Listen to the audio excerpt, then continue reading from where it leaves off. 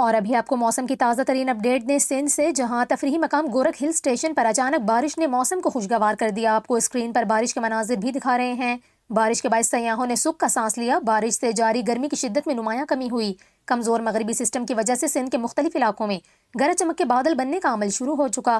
محکمہ موسمیات نے رواں ہفتے ملک بھر میں گرمی کی شدت میں کمی کا امکان ظاہر کیا ہے۔ اگر آپ پہلی بار ہمارے چینل پر آئے ہیں تو سبسکرائب کر کے بیل آئیکن پریس کریں۔ دوسری جانب آپ کو بتائیں، اندرون سندھ میں گزشتہ ایک ماہ سے گرمی کی شدید لہر جاری ہے، وہ رواں ہفتے کم ہو جائے گی۔ شہریوں کو ہیٹ ویو سے کچھ ریلیف ملنے کا امکان ہے۔ محکمہ موسمیات کے مطابق مغربی سلسلے کے باعث سندھ کے بیشتر علاقوں میں 7 جون تک بارشوں کی پیشگوئی کی گئی ہے۔ محکمہ موسمیات کا یہ کہنا ہے کہ آئندہ 2 روز تک سندھ کے مختلف علاقوں میں بارش کا امکان ہے۔ اس کے علاوہ بالائی سندھ اور جنوبی پنجاب کے کئی علاقوں میں بھی آندھی اور گرج چمک کے ساتھ بارش کا امکان ظاہر کیا گیا ہے۔ اسلام آباد میں 6 جون تک، جبکہ خیبر پختونخوا میں بھی 8 جون تک گرج چمک کے ساتھ بارشیں متوقع ہیں۔